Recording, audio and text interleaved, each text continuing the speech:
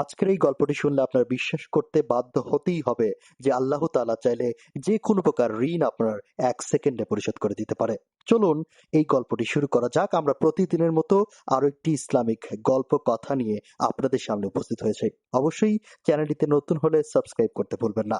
গল্পের নাম বনী ইসরাইলের ঋণ পরিশোধের এক অলৌকিক ঘটনা। হযরত আবু হুরায়রা রাদিয়াল্লাহু তাআলা আনহু এই গল্পটি নবী করিম সাল্লাল্লাহু আলাইহি সাল্লামের কাছে শুনেছিলেন। সে বহু যুগ আগের কথা। বনী ইসরাইলের এক লোক অন্য এক লোকের কাছে 1000 দিনার ঋণ চাইল। তখন সেই ঋণদাতা বলল, কয়েকজন সাক্ষী হিসাবে লোক রাখবে, তখনই আমি তোমাকে ঋণ দিতে পারবো। তখন ওই ঋণ গ্রহীতা বলল, আমার জন্য আমার আল্লাহই যথেষ্ট, আমার কোনো সাক্ষী লাগবে না। তখন আবার ঋণদাতা বলল, তাহলে একজন জামিনদার তো লাগবে। তখন আবার একই কথা বলল ওই ঋণ গ্রহীতা, বলল যে আমার জন্য আল্লাহই যথেষ্ট। ঋণদাতা বলল, তুমি সত্য বলছো। এরপর নির্ধারিত সময়ে তাকে 1000 দিনার দিয়ে দিল এবং যখন সে 1000 দিনার পেয়ে গিয়েছিল, সেই ঋণ গ্রহীতা সমুদ্র সফরে বেরিয়ে পড়েছিল।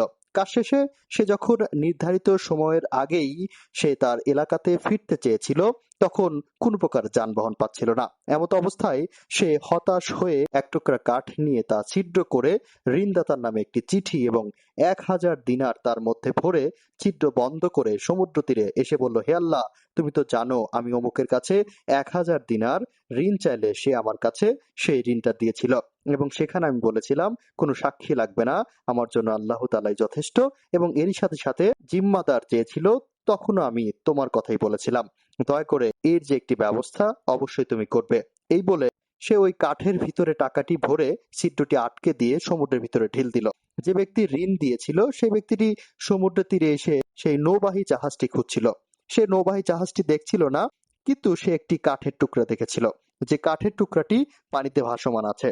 সে ভাবলো যে এটি যদি আমি আমার বাড়িতে নিয়ে যেতে পারি, তাহলে অনায়াসে আমার বাড়িতে জ্বালানি হিসেবে ব্যবহার করতে পারবো। যখন এই কাঠটিকে কেটে ফেললো, তখন দেখলো একটি চিঠি এবং 1000 দিনার, এবং চিঠিতে যখন সে পড়লো যে সেই ঋণ গ্রহীতা তার ঋণের কথাগুলো এখানে লিখে দিয়েছে, 1000 দিনার সে এইভাবে পাঠিয়ে দিয়েছে, তখন সে বুঝতে পারলো যে অবশ্যই সে ব্যক্তি উত্তম। এবং কিছুদিন পরে যখন ঋণ গ্রহীতা ঋণদাতার কাছে আসলো 1000 দিনার নিয়ে, তখন ওই ব্যক্তি বলল, আমি তো তোমার সেই 1000 দিনার একটি কাঠের টুকরার ভিতর পেয়ে গিয়েছি।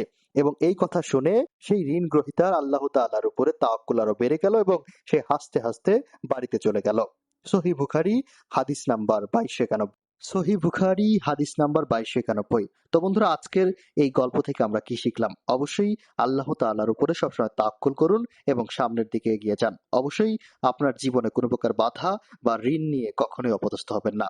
আমাদের এই ভিডিওটি ভালো লাগলে অবশ্যই লাইক করুন এবং ঋণে আছেন কিনা কমেন্ট করে জানাতে পারেন, এবং এরকম ঘটনা আপনার সাথে ঘটেছে কিনা এ সকল বিষয়ে কমেন্ট করে জানাতে ভুলবেন না। অবশ্যই ভালো থাকবেন।